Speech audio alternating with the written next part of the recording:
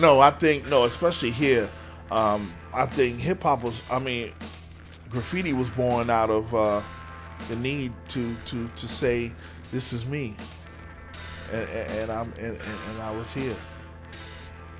You know what I mean? That's basically what the message in graffiti is.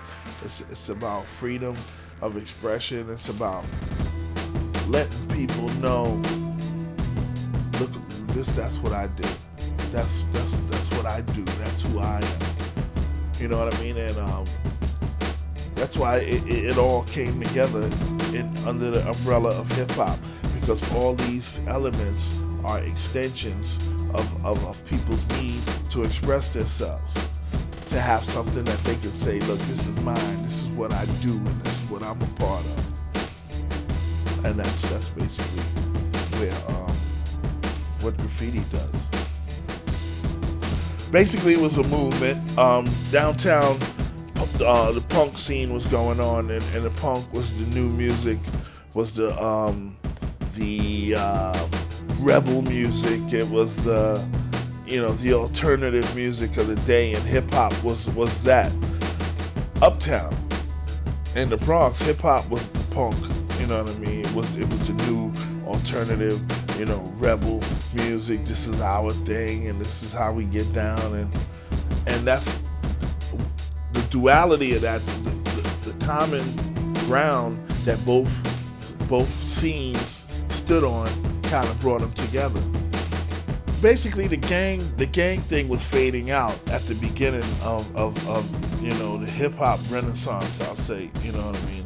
The gangs pretty much folded up, you know what I mean, and began hip hop. Started in hip hop. So you still had your renegade guys, your leftover guys from the gang period who never got into the music. These cats became security. You know what I mean? For the DJs, like if they didn't have the talent themselves to either MC or DJ, they still had the gang thing with them. So they were security. They were using security. They were the guys who protected the equipment and stuff like that. But as far as just gang, the mentality and the gang thing in hip hop, no, pretty much hip hop took over that. How I got involved in the hip hop scene, I was a kid, like 12 years old. I remember as far back, if you talk about the whole culture of hip hop, I guess graffiti was my first, step into what would become hip hop. Though at time it didn't have a name or anything. I played, I did the graffiti thing. I did, when I was back in Catholic school, 10 years old, I remember doing pieces in my class. Up until I start my date in hip hop in 1974 because I officially was a DJ.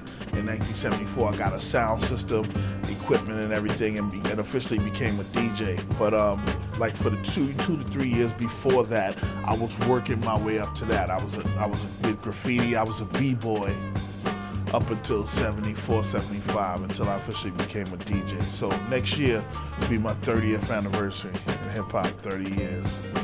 And I mean, I got started in it because it was the thing to do. You either played basketball or you were into the streets, and I wasn't really into the streets. I was a more creative kind of dude.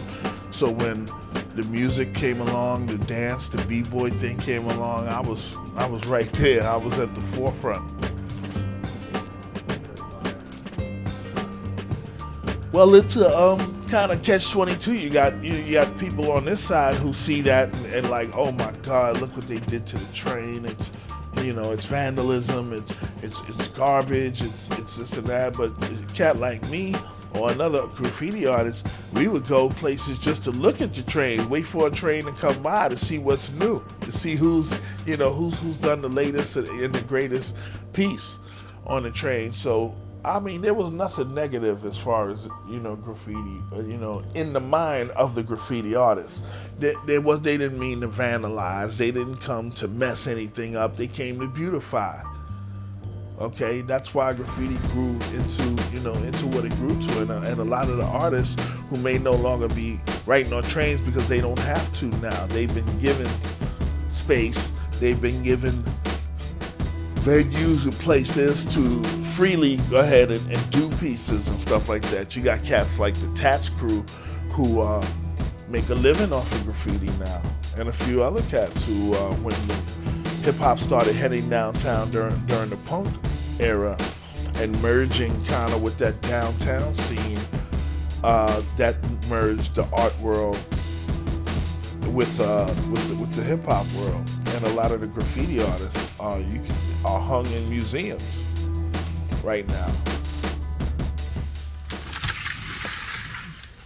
Gotta know where everything is, you know what I mean? These records are killing me. Okay, where's everything at? Right here, okay. Pull out some gems for you. Rolling Stones, all right? What would the Rolling Stones have to do with hip hop? Okay? Wherever we can find a beat, that's hip hop, okay? Honky Tonk Woman. Ding ding ding ding ding ding ding ding ding pat boom boom boom pat boom pat. All right? That's hip hop, baby. That's hip hop. All right? Just came in? Yeah, we got Isaac Hayes. Hello. I'm doing an interview. Oh. This is Booker T and the MG. This is Grab Bag.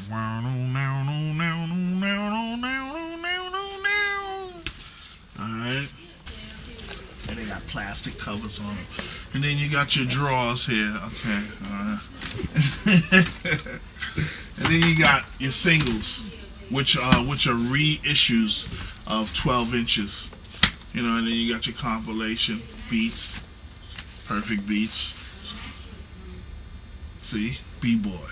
Whatever they want to represent hip-hop, they show the B-boy. Adidas suit, the Kango, everything. Some headphones, that represents the DJ.